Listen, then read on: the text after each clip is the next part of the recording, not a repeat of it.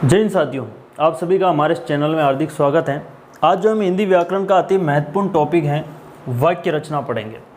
आप बिल्कुल भी इस वीडियो को स्किप ना करें, पूरा देखें और अंत तक मैं पूरी कोशिश करूंगा कि आपको इस चैप्टर को पूरा अच्छे ढंग से समझा दूं। हिंदी व्याकरण के अति महत्वपूर्ण टॉपिक वाक्य रचना के अंतर्गत हम देखेंगे वाक्य क्या होता है। यानी शब्दों का कोई सार्थक समूह होता है, उसको वाक्य कहते हैं। अर्थात कि विचारों को पूर्ण रूप से व्यक्त करने वाले कोई जो इकाई होती हैं उसको अपन वाक्य कहते हैं। अब देखिए, वाक्य रचना को समझें इससे पहले हम कुछ चीज़ें और जो इसको टॉपिक वाइज अपन बिल्कुल अच्छे से क्रमिक इसको पढ़ेंगे, एक एक चीज़ इसमें क्लियर करते जाएंगे ताकि आपका कोई भी चैप्टर छूटे नहीं और किसी भी प्रकार का अगर प्रश्न पूछा जाए तो वो गलत ना हो। तो इसके लिए अपन सबसे पहले पढ़ेंगे वाक्य के गुण। वाक्य के कौन कौन से गुण होते हैं ये भी हम पढ़ेंगे। हाँ देखिए, वाक्य के गुण, ये सारे वाक्य के गुण होते हैं आकांक्षा, पदक्रम, योग्यता, आसक्ति और अन्विति। ये जो चैप्टर है ये भी अपने आप में बहुत महत्वपूर्ण है, क्योंकि इससे संबंधित ही एक और चैप्टर चलता है हिंदी में, वाक्यों की अशुद्धि छांटना। तो ये वाला अगर आपको नहीं आएगा, इनके गुणों के बारे जानकारी अगर आपको नहीं होगी तो वो चैप्टर आपका पूरा नहीं होगा और उससे संबंधित प्रश्न जो है आपका गलत हो जाएगा। तो देखिए, हम इसको समझते हैं। आकांक्षा क्या होता है? तो जब कोई वक्ता है, कोई बात कहता है, कोई वाक्य कह रहा है, तो उसमें जब श्रोता है, जो सुनने वाला है, उसको पूरा वाक्य सुनने के बाद भी कुछ स्वाभाविक इच्छा जागृत होती है, कुछ चीज़ जानने की इच्छा उसमें रह जाती है, तो वहाँ आकांक्षा का गुण आ जाता है। जैसे मान लो कि राम लिखता है, बात उसने कह दी है, लेकिन फिर भी हमारे मन में ये जानने की इच्छा है कि राम क्या लिख रहा है। राम पत्र लिख रहा है, राम किताब लिख रहा है, राम कोई कहानी लिख रहा है, क्या लिखना चाहता है, ये उसमें आकांक्षा का गुण उसमें रहेगा कि ये बात क्या ये जो इस व्यक्ति ने कहा है। तो हम पूरी बात को नहीं लेकर के कुछ इसमें हम जानने की इच्छा रखेंगे। इसके बाद आता है पदक्रम। ये भी सिंपल है। पदक्रम यानी इसमें पदों का क्रम सही ढंग से व्यवस्थित नहीं होता है, व्याकरण की दृष्टि से वो सही पदक्रम नहीं होता है। जैसे मान लो कि सुहावनी है होती रात चांदनी, ठीक है। अर्थात ये एक वाक्य दे रखा है, लेकिन ये वाक्य अटपटा है, इसका शब्द क्रम सही ढंग से सजाया नहीं गया है। सुहावनी है होती रात चांदनी, क्या मतलब? इसका कोई मतलब नहीं होता। जबकि इसका अगर सही वाक्य करेंगे तो चांदनी रात सुहावनी होती है, यानी उसका व्यवस्थित पदक्रम नहीं है। तो ये बात भी आपको ध्यान रखना है। इसके बाद देखिए योग्यता। योग्यता का मतलब होता है क्षमता, यानी जो वाक्य दे रखा है आपके अंतर्गत, उस वाक्य में सारे के सारे जो पद हैं वो सही योग्य हैं, क्षमतापूर्ण है कि वो जो बात कह रहा है वो सही ढंग से प्रस्तुत कर रहे हैं, यानी कि अर्थात प्रसंग के अनुसार प्रस्तुत कर रहे हैं। जैसे मान लो मैं कोई एक वाक्य लेता हूं कि राम रोटी पीता है, ठीक है। राम रोटी पीता है, तो रोटी को खाया जाता है, पिया नहीं जाता है। तो यहाँ पे ये शब्द जो हैं ये योग्य नहीं है, असक्षम है, यानी इस अर्थ को पूरा करने में ये योग्यता नहीं रखता, यानी योग्यता का इसमें अभाव है। राम रोटी खाता है, राम चाय खाता है, तो वहाँ पे भी योग्यता का अभाव हो जाएगा, चाय को पिया जाता है। इसके बाद आता है आसक्ति। आसक्ति या निकटता का गुण। बहुत सारी बार ये जो हैं बोलने और लिखने में दोनों में होनी चाहिए। आसक्ति का गुण समाहित होना। आसक्ति का मतलब एक व्यवस्थित अनुपात में सारे जो पद हैं व्यवस्थित अनुपात में पास पास होने चाहिए। जैसे मान लो मैं यहाँ लिखूं राम जाता है, तो ये इतना इसमें गैप है, ये गलत है, यानी इसका एक व्यवस्थित राम जाता है ये होना चाहिए, लिखने में भी और बोलने में भी। राम, उसके बाद आप रुक रहे हैं, फिर जाता, फिर हैं, तो उसमें आसक्ति का गुण नहीं है। आसक्ति का गुण उसमें होना चाहिए, चाहे बोलने में और लिखने में एक व्यवस्थित क्रम के अनुसार पदों को रखा जाना चाहिए, व्यवस्थित पास पास रखा जाना चाहिए। अगला गुण आता है अन्विति। यह भी बहुत महत्वपूर्ण है, अक्सर इसके ऊपर भी बहुत सारे प्रश्न पूछे गए हैं। अन्विति में कुछ नहीं होता, बिल्कुल सिंपल है। और वाक्य में जो प्रयुक्त क्रिया है, वाक्य में जो क्रिया दी गई हैं वो लिंग वचन काल के अनुसार होनी चाहिए। अगर वो लिंग वचन काल के अनुसार नहीं है तो वहां पे अन्विति गुण का अभाव माना जाता है। जैसे मैं एक उदाहरण देखते हैं, सीता रोता है। ठीक है, सीता क्या है, स्त्रीलिंग है और क्रिया भी स्त्रीलिंग के अनुसार होनी चाहिए, तो सीता रोती है होना चाहिए। जबकि यहाँ पे क्या दे रखा है, रोता है, जो कि पुल्लिंग के अनुसार दे रखा है। यानी क्रिया जो है लिंग वचन काल के अनुसार होनी चाहिए। अगर ऐसा है तो उसमें अन्विति का गुण है, अन्यथा इसमें अन्विति का दोष आ जाता है। तो ध्यान रखें, ये सारे गुण भी आपको याद करने अति आवश्यक है, क्योंकि इनका प्रश्न एक तो वाक्य रचना के अंतर्गत बनता है और दूसरा जो है वाक्य शुद्धिकरण के अंतर्गत भी इसका एक प्रश्न बनता है। बहुत ही महत्वपूर्ण टॉपिक है। अब पढ़ते हैं अपन वाक्य के अंग। तो वाक्य के कुल कितने अंग होते हैं, प्रश्न आता है तो वाक्य के 2 अंग होते हैं। कौन कौन से, तो एक होता है उद्देश्य और दूसरा होता है विधेय। ठीक है, एक होता है उद्देश्य और एक होता है विधेय। तो पहला देखते हैं, उद्देश्य किसे कहते हैं, तो जिसके बारे में वाक्य में कहा जाता है उसको उद्देश्य कहते हैं। जिसके बारे में वाक्य में कहा जाता है उसको उद्देश्य कहते हैं। तो वाक्य में मुख्य रूप से किसके बारे में कहा जाता है, तो एक तो कर्ता होता है मेन रूप से, तो कर्ता जो होता है वो उद्देश्य में आता है, कर्ता। और इसी के साथ एक चीज और ध्यान रखना आप, कर्ता एवं कर्ता का विस्तार, इसको मैं भी समझाता हूं। कर्ता एवं कर्ता का विस्तार, ये चीज आप रट के रखें हमेशा कि कर्ता एवं कर्ता का विस्तार हमेशा उद्देश्य में आता है। और विधेय किसे कहते हैं, तो कर्ता के बारे में जो कुछ भी कहा जाता है, कर्ता के बाद में जो कुछ भी कहा जाता है वो सारा विधेय के अंतर्गत आता है। और विधेय में आप चीज याद रखें, क्रिया और कर्म, क्रिया और कर्म जो है हमेशा विधेय के अंतर्गत आता है। अब प्रश्न बन जाता है कि उद्देश्य के अंतर्गत आता है कर्ता एवं कर्ता का विस्तार, तो ये राइट करें। इसमें पूछ ले विधेय में क्या आता है, क्रिया और कर्म, ये हमेशा आपको याद रखना है। अब एक उदाहरण से हम इस बात को अच्छे से समझने का प्रयास करते हैं। वीर हनुमान ने लंका में आग लगाई, तो इसमें कार्य क्या हो रहा है, आग लगाना। ठीक है, और कार्य किया किसने, हनुमान ने, अर्थात ये कौन हो गया, ये कर्ता हो गया। अब इसमें पूछ लिया जाए पूरे में कि इसमें उद्देश्य कौन सा है, तो आपको लिखना होगा वीर हनुमान। क्यों, क्योंकि ये तो हो गया कर्ता और ये क्या है, कर्ता का विस्तार, यानी कर्ता का जो परिचय है, कर्ता के बारे में इसका परिचय दिया गया है। वीर हनुमान, यहाँ आगे और भी आ सकता है, अंजनी पुत्र वीर हनुमान ने लंका में आग लगी, राम के परम भक्त वीर हनुमान ने लंका में आग लगाई। इसके आगे जो कुछ भी आता है, जो हनुमान के बारे में कहा गया है या किसी के भी बारे में कहा गया है, वो सारा किस में आएगा, कर्ता का विस्तार। ये क्या हो जाएगा, विस्तार, और ये क्या हो गया, कर्ता। तो हमेशा उद्देश्य क्या होगा, ये पूरा उद्देश्य के अंतर्गत आएगा। वीर हनुमान क्या है यहाँ पे, उद्देश्य। और अगर पूछ ले कि इसमें विधेय कौन सा है, तो बाकी जो बचा है ये पूरा का पूरा विधेय के अंतर्गत आएगा। इसमें कर्म भी आ गया और क्रिया भी आ गई, तो ये बाकी जो बचा वो सारा जो है इसमें आएगा। चलो एक और उदाहरण लेता हूं मैं, आप अच्छी तरह से समझ जाएंगे। गागरोनी तोता उड़ गया, इससे समझ जाओगे। अब इसमें पूछता है कि इसमें उद्देश्य कौन सा है और विधेय कौन सा है। तो देखिए,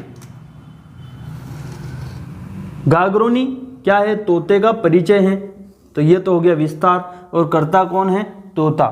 ठीक है, तो गागरोनी तोता पूरा क्या हो गया, उद्देश्य, और बाकी जो बचा है वो क्रिया और कर्म जो भी आता है वो सारा विधेय के अंतर्गत आता है। ये दोनों बात आप याद रखें। वाक्य के अंग कितने होते हैं, 2, उद्देश्य और विधेय। उद्देश्य में क्या आता है, कर्ता और कर्ता का विस्तार, और बाकी जो बचा विधेय में, अर्थात कर्म और क्रिया विधेय के अंतर्गत आती हैं। आइए पढ़ते हैं वाक्य के भेद। अब ये जो है मोस्ट इंपॉर्टेंट है, क्योंकि ज्यादातर जितने भी प्रश्न हैं वो इन्हीं से बनते हैं। इसको बहुत अच्छे से समझना है, और इसमें से भी रचना के आधार पर जो वाक्य हैं अक्सर उसी से प्रश्न उठते हैं। तो पहले अपन समझते हैं वाक्य के भेद। अगर वाक्य के भेद 2 प्रकार से किए जाते हैं, अर्थ के आधार पर और रचना के आधार पर मुख्यतः। तो इसमें हमें याद रखने वाली बात है कि अर्थ के प्रश्न सीधा बन जाए कि अर्थ के आधार पर वाक्य के कितने भेद हैं, तो वाक्य के 8 भेद हैं। तो याद कैसे रखेंगे, अ को पकड़ें, अ से 8, क्या याद रखेंगे, अ से 8, यानी अर्थ के आधार पर 8 प्रकार होते हैं। और रचना के आधार पर कितने प्रकार होते हैं, तो रचना में कितने वर्ण हैं, 1 2 3, अर्थात रचना के आधार पर वाक्य के 3 प्रकार होते हैं, सरल वाक्य, संयुक्त वाक्य, मिश्र वाक्य। और अर्थ के आधार पर 8 प्रकार के होते हैं, विधानवाचक, निषेधात्मक, प्रश्नवाचक, आज्ञार्थक, संदेहवाचक, इच्छार्थक, संकेतवाचक और विस्मयादिबोधक। तो हम सबसे पहले अर्थ के आधार पर इनके 8 प्रकारों को समझते हैं, एक एक को समझते हैं आराम से। विधानवाचक, विधानवाचक वाक्य क्या होता है, किसे कहते हैं।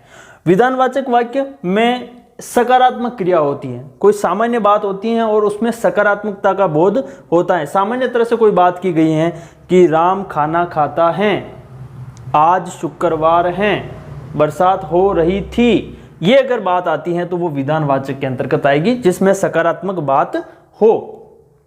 इसी का जस्ट उल्टा निषेधात्मक वाक्य, देखो ये सारे सरल हैं, इसके बाद ये थोड़े महत्वपूर्ण है, ये इन तीनों को आपको विशेष रूप से देखना है। तो विधानवाचक में हमने क्या देख लिया, राम खाना खाता है, एक सकारात्मक बात है, तो वहां पे विधानवाचक है। दूसरा देखते हैं निषेधात्मक वाक्य। तो निषेधात्मक वो जिसमें नकारात्मक बात का बोध होता है। तो नकारात्मक बात का इसमें 2 चीजें याद रख लें आप, न, नहीं, ना, मत। अगर ऐसे शब्द किसी वाक्य में हैं तो वो निषेधात्मक वाक्य के अंतर्गत आएगा। राम खाना नहीं खाता है, बस नहीं खाता है, बस ना, नहीं, मत ऐसे लगा दोगे तो वो नकारात्मक की श्रेणी में आ जाएगा। तीसरा दे रखा है प्रश्नवाचक, सीधी बात है, अगर किसी भी वाक्य में प्रश्न किया गया है, क्या, क्यों, कैसे, कहां, कब आदि शब्दों का प्रयोग किया गया है, कोई भी प्रश्न बनता है तो वहां पे प्रश्नवाचक का वाक्य के अंतर्गत आएगा। अब चौथा देखिए, आज्ञार्थक वाक्य। किसी वाक्य में आज्ञा, आदेश, उपदेश दिया गया हो तो वो आज्ञार्थक वाक्य के अंतर्गत आएगा। आज्ञा की क्या बात पकड़नी है, आज्ञा, आदेश, उपदेश। जैसे तुम यहां से चले जाओ, दरवाजा बंद करो, ठीक है, ये क्या है, सारे आदेश हैं। दरवाजा बंद करो, ये आज्ञार्थक वाक्य के अंतर्गत आएंगे। आज्ञा, आदेश, उपदेश कोई भी हो, बड़ों का सम्मान करो, तो ये सारी बातें किस में आएगी, आज्ञार्थक वाक्य के अंतर्गत आएगी। ठीक है, फिर देखते हैं संदेहवाचक। संदेहवाचक वाक्य के अंतर्गत कोई शंका, संभावना या संदेह हो, कोई शंका, संभावना और संदेह हो तो वो संदेहवाचक अंतर्गत आएगा। इसमें कुछ शब्द याद रखें, संभवतः, शायद, हो सकता है ना। अगर ऐसे शब्द आते हैं वाक्य में तो वो संदेहवाचक के अंतर्गत आएगा। शायद वह आए, संभवतः ऐसा हो सकता है कल बरसात आ जाए, है ना। अगर इस प्रकार के वाक्य हैं तो वो संदेहवाचक के अंतर्गत आए। न जाने राम और शाम में से न जाने कौन खेलेगा, यानी संदेह बना हुआ रहता है। संदेह, शंका, संभावना जिसमें होती हैं वो संदेहवाचक के अंतर्गत आएगा। अगला है इच्छावाचक वाक्य। इच्छार्थक के अंतर्गत इच्छा, आशीर्वाद और कामना, इच्छा, आशीर्वाद और कामना अगर जिन वाक्यों में समाहित हो वो इच्छार्थक वाक्य के अंतर्गत आएगा। भगवान तुम्हारा भला करे, है ना, कामना है, आशीर्वाद है।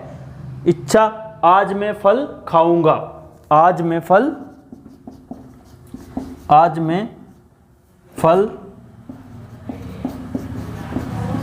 खाऊंगा, तो फल खाने की वो इच्छा प्रकट कर रहा है, तो यहाँ पे भी इच्छार्थक वाक्य है।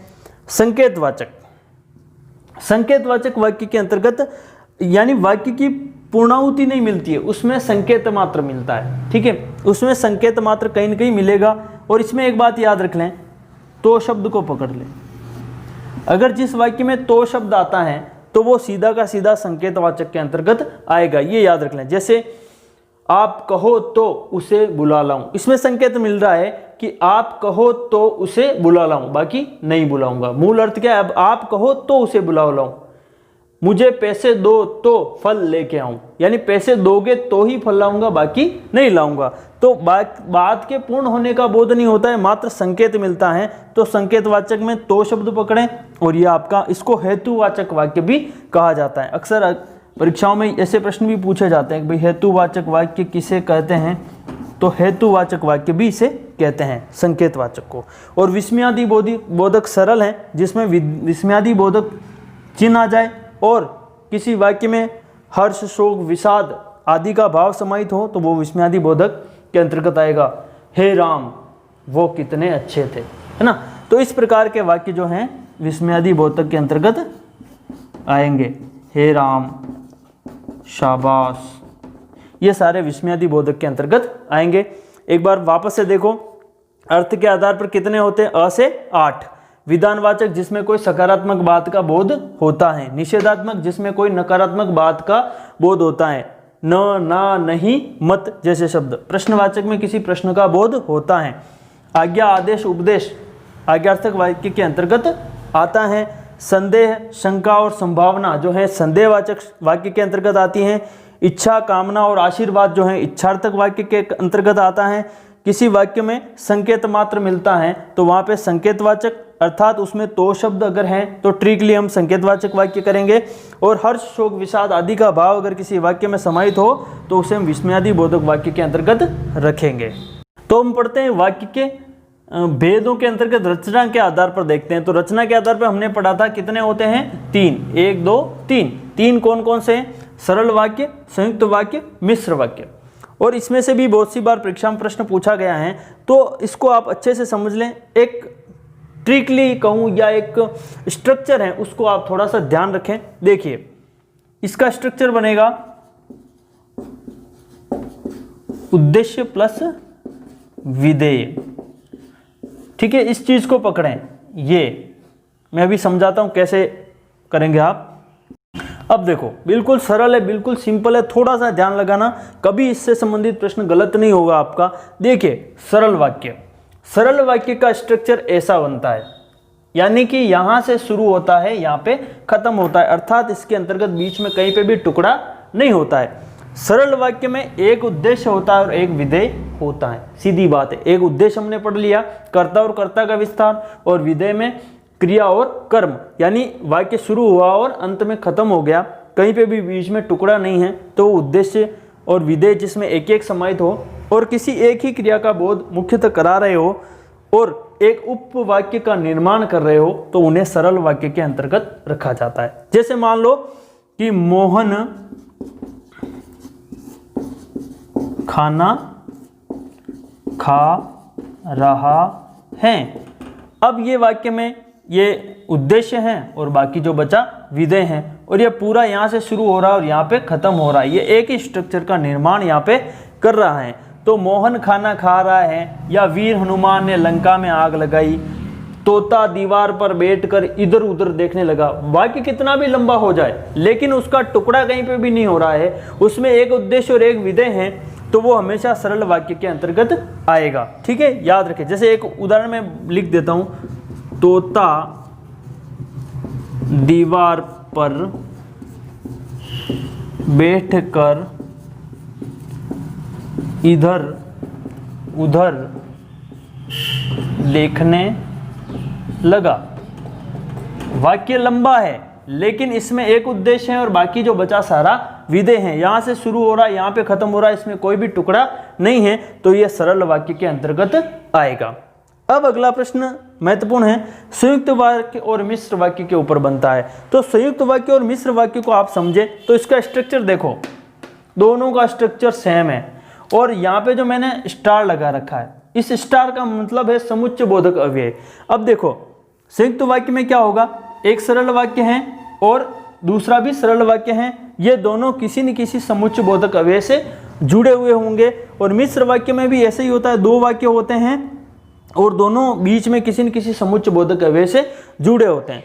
अब देखो, दोनों को एक ही साथ समझा रहा हूँ, एक ही बार में क्लियर हो जाएगा, कभी गलत नहीं होगा। इसको आप ट्रिकली देखें, संयुक्त वाक्य और सरल वाक्य का स्ट्रक्चर सेम है, लेकिन देखिए आप, जैसे एक कोई वाक्य लिखा हुआ है, उस वाक्य में समुच्चय बोधक अव्यय यानी आप याद रख लें तो संयुक्त वाक्य के अंतर्गत और, तथा, लेकिन, किंतु, परंतु, अथवा, या ऐसे अगर आते हैं तो संयुक्त वाक्य के अंतर्गत आएंगे।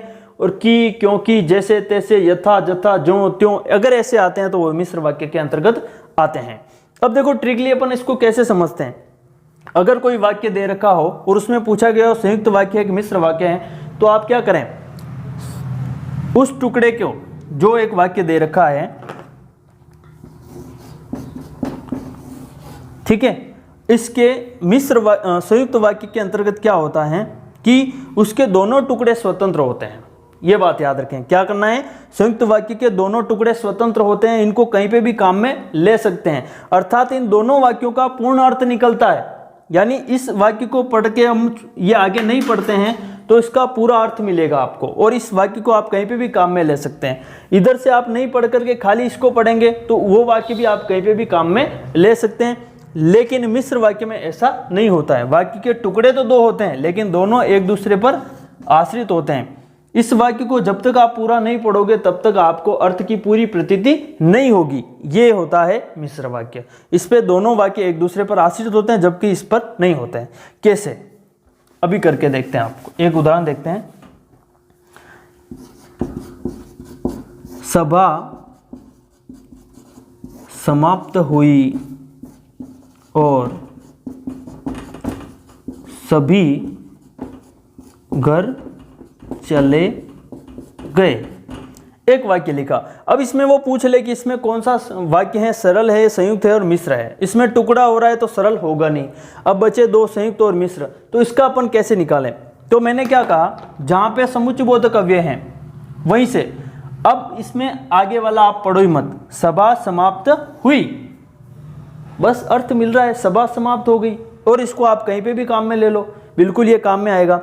और इधर वाला पढ़ो, सभी घर चले गए, सभी घर चले गए, इसका भी आपको पूरा अर्थ मिल रहा है। इसको भी आप कहीं पे भी काम में ले सकते हैं। यानी दोनों पूर्ण वाक्य हैं और दोनों का किसी से कोई लेना देना नहीं, अपने आप में दोनों का पूरा अर्थ निकल रहा है। तो ये कौन सा वाक्य हो गया, ये पूरा अपना संयुक्त वाक्य हो गया। लेकिन जैसे मैं एक वाक्य लेता हूं, गांधी जी ने कहा कि सदा सत्य बोलो। अब यहां पर आप इसको पढ़ो, गांधी जी ने कहा कि, अर्थात आपको जानने की इच्छा हो गई, आपको पूरा अर्थ नहीं मिला। यानी इस वाक्य को आप जब तक पूरा नहीं पढ़ेंगे आपको अर्थ की प्राप्ति नहीं होगी। अगर ऐसा है कि जैसे आपने वाक्य को पढ़ा आपको कुछ जानने की इच्छा हो रही है कि अब आगे क्या होगा, तो वहां पे जो है ये मिश्र वाक्य के अंतर्गत आएगा। ये आपको याद रखना है। हाँ, तो अब पढ़ते हैं अपन उपवाक्य। उपवाक्य क्या होता है, जो वाक्य का जो आंशिक हिस्सा होता है उसको अपन उपवाक्य कहते हैं। उपवाक्य के कितने भेद होते हैं, तो उपवाक्य के दो भेद होते हैं। कौन कौन से, प्रधान वाक्य, प्रधान उपवाक्य और आश्रित उपवाक्य। ध्यान रखें। देखिए अक्सर वाक्य उपवाक्य भेद बहुत सारे आ रहे हैं, तो आप इस कॉन्सेप्ट को अपने साथ धीरे धीरे इसको पढ़ते जाएं तो आपका गड़बड़ नहीं होगी, सारा याद हो जाएगा, दिक्कत नहीं है। उपवाक्य ध्यान रखिए, उपवाक्य कितने भेद हैं, दो। कौन कौन सा, प्रधान उपवाक्य और आश्रित उपवाक्य। तो दोनों को समझते हैं अपन थोड़ा सा। प्रधान उपवाक्य किसे कहते हैं, यानी वाक्य का जो मुख्य हिस्सा होता है जिसके ऊपर की पूरा वाक्य आधारित होता है वो प्रधान उपवाक्य है। जैसे मान लो मैंने लिखा, गांधी जी ने कहा कि सदा सत्य बोलो। एक वाक्य ले लिया हमने, इसमें दोनों समझ लेंगे अपन। प्रधान उपवाक्य यानी वाक्य का मुख्य हिस्सा जिसपे पूरा वाक्य आधारित होता है, तो ये वाक्य का मुख्य हिस्सा है। किसने कहा, गांधी जी ने। मेन इंपॉर्टेंट बात यहां पे आ रही है, यहां पे कोई और व्यक्ति होता है तो वो मुख्य हिस्सा है, क्योंकि उसने कोई बात कही है तो वो मायने रखता है। तो ये तो हो गया प्रधान मुख्य हिस्सा, और उस मुख्य हिस्से के साथ में जुड़ करके उस वाक्य के पूरे अर्थ को प्रदान करता है वो दूसरा जो पार्ट होता है उसको अपन कहते हैं आश्रित उपवाक्य। ये क्या है, आश्रित है। क्योंकि ये उसके ऊपर आधारित है। यहाँ पे अपन किसी को भी बदल सकते हैं, ये उसके ऊपर आधारित, क्योंकि ये बात किसने कही थी, गांधी जी ने। तो ये प्रधान वाक्य है और ये जो इसके ऊपर आधारित है ये है आश्रित वाक्य है। अब अपना एक और चैप्टर स्टार्ट हो जाएगा, यहाँ से छोटा सा है, उसको भी समझ लें, क्योंकि आजकल डीपली प्रश्न परीक्षाओं, प्रतियोगी परीक्षाओं के अंतर्गत पूछे जाने लगे हैं। तो उसी में एक और डीपली अगर प्रश्न देखें तो वो बनता है आश्रित उपवाक्य के कितने भेद होते हैं। तो आश्रित उपवाक्य के 3 भेद होते हैं। अब वापस में इसमें ध्यान रखना, उपवाक्य के कितने भेद, 2, प्रधान और आश्रित। फिर पूछा जाता है कि आश्रित उपवाक्य के कितने भेद हैं, तो 3। कौन कौन से, संज्ञा आश्रित उपवाक्य, विशेषण आश्रित उपवाक्य और क्रिया विशेषण आश्रित उपवाक्य। इसकी परिभाषा वगैरह जाननी इतनी महत्वपूर्ण नहीं है, क्योंकि परिभाषाओं से संबंधित प्रश्न नहीं पूछा जाता है। सीधा आपको कुछ वाक्य दिए हुए होते हैं और सीधा पूछा जाएगा इसमें कौन सा संज्ञा आश्रित उपवाक्य है, कौन सा विशेषण आश्रित उपवाक्य है और कौन सा क्रिया विशेषण आश्रित उपवाक्य है। हम इसको ट्रिकली बिल्कुल आसानी से समझ लेंगे, आपका कभी भी इससे संबंधित प्रश्न गलत नहीं होगा, ये मैं गारंटी के साथ कहता हूँ। आप बस मेरे साथ जुड़े रहें। तो देखते हैं हम संज्ञा आश्रित उपवाक्य। संज्ञा आश्रित उपवाक्य क्या होता है, इसकी परिभाषा रूप में देखें तो संज्ञा पदबंध के स्थान पर प्रयुक्त होने वाला वाक्य जो होता है संज्ञा आश्रित उपवाक्य होता है। अब इसमें आप ट्रिकली एक बात याद रखें कि जिस किसी भी वाक्य में अगर की आता है तो उसको आप हमेशा संज्ञा आश्रित उपवाक्य के अंतर्गत डाल दें। सीधा है, की पकड़ें, कौन सी, छोटी वाली की गांधी जी ने कहा कि सदा सत्य बोलो, राम ने कहा कि, है ना, कुछ भी आता है, रामचरितमानस में ऐसा लिखा गया कि, अगर जहां पे भी की आ जाता है वो आप हमेशा संज्ञा आश्रित उपवाक्य होगा। और अगर कहीं पर की नहीं हो, अगर कहीं पर की नहीं हो, जैसा ऐसा कोई वाक्य है कि जहां की नहीं हो, तो मैं जानता था वह नहीं आएगा, ऐसा कोई वाक्य है जहां पे की नहीं हो, की लुप्त हो, तो वहां पे आपको क्या करना है, जहां कोमा लग रहा है वहां पे क्या लगा के प्रश्न करें। अगर उसका पूरा उत्तर मिल रहा है तो वो जो है आपका संज्ञा आश्रित उपवाक्य होगा। जैसे मैं जानता था क्या, वह नहीं आएगा। अगर उसका पूरा उत्तर मिल रहा है, मैं जानता था क्या, वह नहीं आएगा, उसका परफेक्ट उत्तर मिल रहा है, तो यह आपका संज्ञा आश्रित उपवाक्य है, हमेशा ध्यान रखें। अब दूसरा देखें, विशेषण आश्रित उपवाक्य। इसको आप कैसे समझेंगे, तो जो किसी प्रधान वाक्य के अंतर्गत जो आश्रित उपवाक्य है वो उसकी संज्ञा सर्वनाम की विशेषता बता रहा है, तो वहां पे विशेषण आश्रित उपवाक्य होता है। इसमें क्या ध्यान रखें, इसमें एक चीज आप पकड़ लें, जो, ठीक है, जो से बनने वाले शब्द जो, जिसके, जिसे, जैसे, अगर ऐसा आता है तो विशेषण आश्रित उपवाक्य होगा। जैसे देखो एक उदाहरण लिखता हूं मैं, वह गांव है जो प्रताप की जन्म भूमि है। वह गांव है जो प्रताप की जन्म भूमि है। जैसे आपने पकड़ा जो, जिसे, जिससे, जो से संबंधित जितने भी शब्द बनते हैं अगर वो आते हैं तो विशेषण आश्रित में आ जाए। कैसे देख लो, वह गांव, गांव तो नॉर्मल है, लेकिन किसकी जन्मभूमि है, प्रताप की, अर्थात ये जो पूरा पार्ट इस गांव की विशेषता बन गया कि ये प्रताप की जन्म भूमि है, इसलिए इसमें विशेषण आश्रित उपवाक्य होता है। अगला देखिए क्रिया विशेषण उपवाक्य। ये बिल्कुल सिंपल है। क्रिया विशेषण उपवाक्य के अंतर्गत आप ध्यान रखें, जितने भी डबल वाले शब्द आते हैं, जब, तब, जो, त्यों, जैसे, तैसे, जितना, उतना, अगर ऐसे कहीं पे भी शब्द आते हैं तो वो क्रिया विशेषण आश्रित उपवाक्य के अंतर्गत आएंगे। जब बरसात हो रही थी तब मैं घर के अंदर था, जब, तब, जो, त्यों, है ना। आप सभी ने पूरा देखा, सुना, समझा, इसके लिए बहुत बहुत धन्यवाद। अगर आपको वाकई में समझ आ गया है तो आप मेरे चैनल को लाइक करें और हो सके तो इसको सब्सक्राइब भी कर दें। बहुत बहुत धन्यवाद। जय हिंद।